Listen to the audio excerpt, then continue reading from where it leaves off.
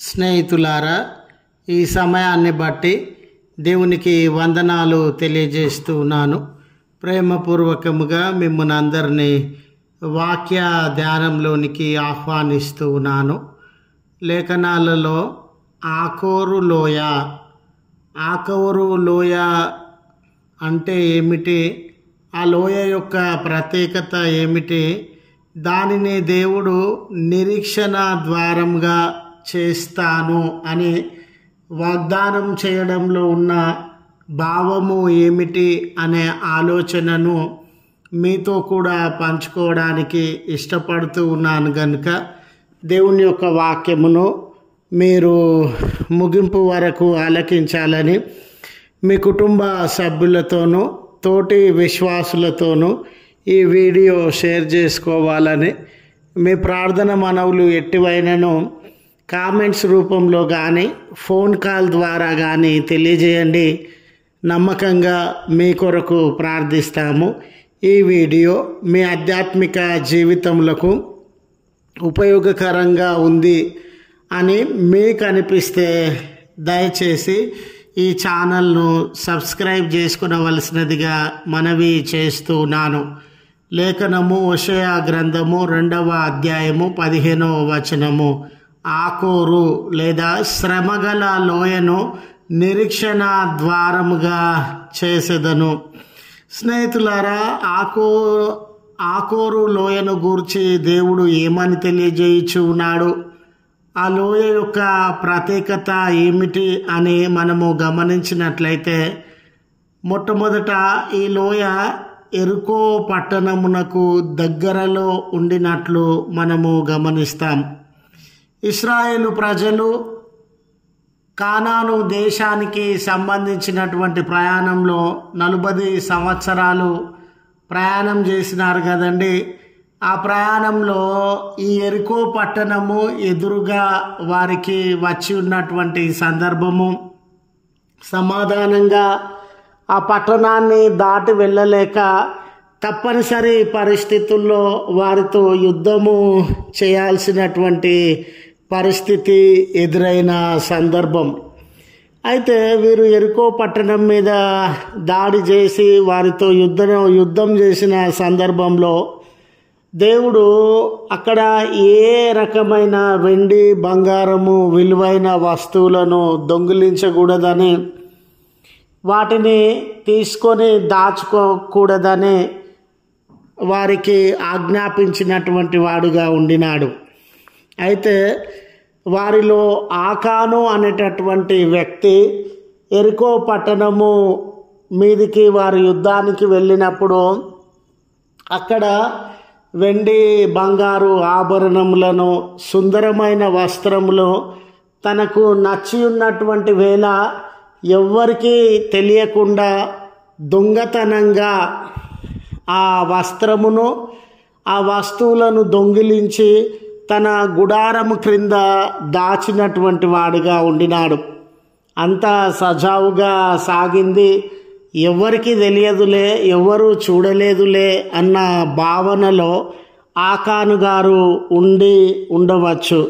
ఈ దినాన కూడా స్నేహితులారా, మీ జీవితాలలో ఈ మాట ఉండకూడదు, ఈ ప్రవర్తన ఉండకూడదు, ఈ ఆలోచన ఉండకూడదు, ఈ స్వభావం ఉండకూడదు అని దేవుడు ఎన్నో పర్యాయాలు ఎన్నో రకములైన మాటలను గురించి మనకు సెలవిచ్చినటువంటి వేళ దేవునికి ఇష్టం లేని క్రియలను, దేవునికి ఇష్టం లేని ఆలోచనలను, దేవునికి ఇష్టం లేని పద్ధతులను, స్వభావాన్ని ఆ ఆకాను గుడారం కింద దేవునికి ఇష్టం లేని వస్తువులను దాచినట్లు మన హృదయాలలో కూడా దేవునికి ఇష్టం లేనటువంటి క్రియలను, స్వభావాన్ని, ఆలోచనను, నడతను దాచి ఉంచినటువంటి వారంగా ఉన్నాం. ఎవరు గమనించకపోయినా, ఎవరు ఎరగకపోయినా, ఎవరికి తెలుసులే, ఇది నేను చాలా సీక్రెట్గా చేస్తూ ఉన్నాను, ఎవరు గమనిస్తారులే, నా తెలివి అమోఘమైనది, ఎవరికి తెలియదులే అని ఆకాను అనుకున్నటువంటి రీతిగానే ఈరోజు మన హృదయంలో ఎటువంటి ఆలోచనలు, తలాంపులు కార్యములు, చెడు స్వభావం కలిగి ఉన్నామో ఎవ్వరికీ తెలియదని మనము కూడా భ్రమపడేటటువంటి వారంగా ఉండవచ్చు. సమస్తమును గమనించగలిగిన దేవుడు, అందరి హృదయ ఆలోచనలను ఎరిగినటువంటి దేవుడు, ఈ దినాన నీ హృదయంలో నా హృదయంలో ఉన్నటువంటి తలంపు, ఆలోచన, స్వభావము, క్రియలు అవి మంచివా చెడువా, దేవునికి ఇష్టమైనటువంటివా దేవునికి వ్యతిరేకమైనటువంటివా అని ఆయన పరిశీలన చేయగలిగినటువంటి దేవుడు.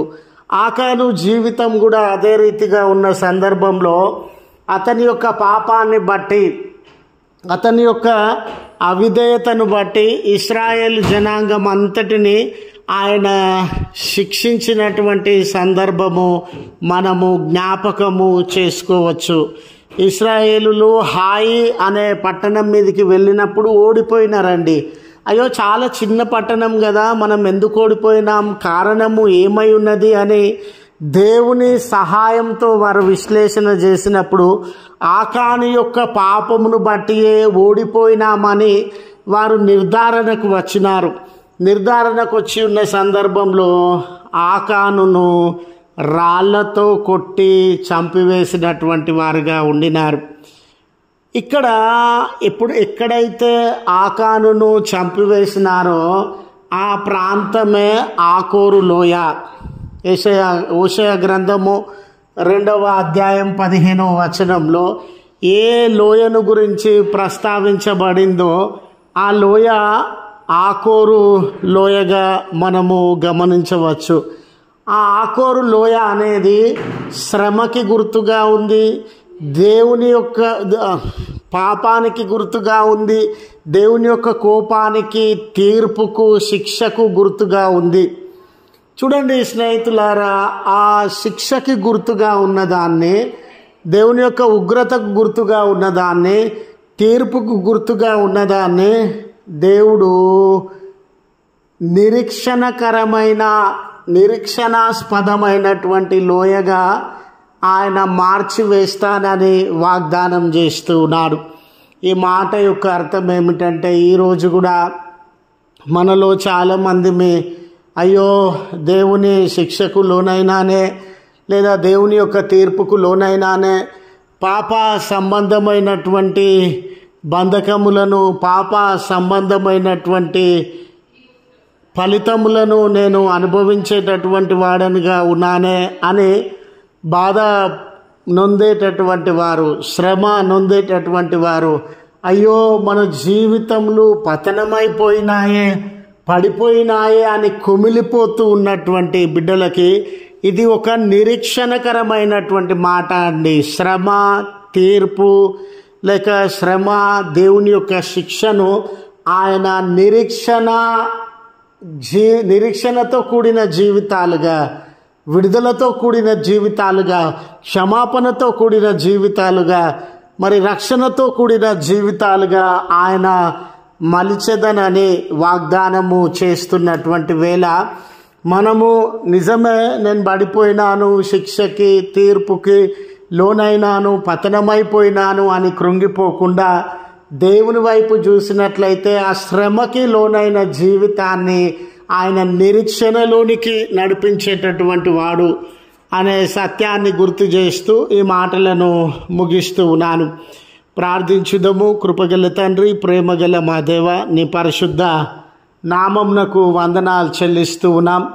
మాలో నిరీక్షణ లేక ఎన్నో ఇబ్బందులను, శ్రమ పొందుతూ ఉన్ననాడు, కష్టం పొందుతూ ఉన్ననాడు, బంధకములు, పతన వ్యవస్థలను ఎదుర్కొంటున్నటువంటి నాడు, అయ్యో దేవుని నుండి నా జీవితము ఎడబాసిన జీవితంగా ఉండిందా, నేను శిక్షను అనుభవిస్తూ ఉన్నానా, తీర్పును అనుభవిస్తూ ఉన్నానా, పాపం యొక్క ఫలితమును అనుభవిస్తూ ఉన్నానా అనే ఎన్నో అనుమానములు, శోకములు, నిరాశ, నిస్పృహలు మా జీవితంలో కృంగదీస్తూ ఉండవచ్చును యేసయ్య.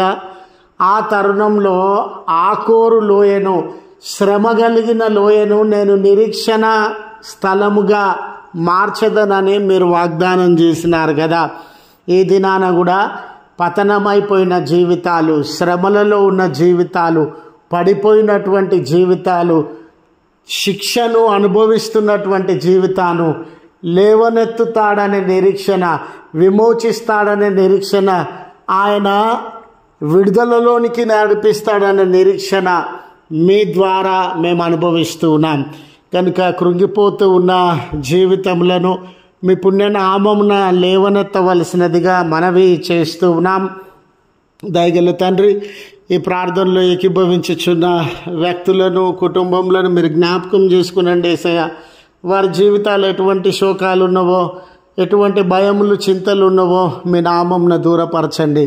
ప్రార్థన సహాయం అడిగిన బిడ్డలందరి కొరకు కూడా మేము ప్రార్థన చేస్తున్నాం. వారి ప్రార్థనలను ఆలకించి జవాబును అందించండి.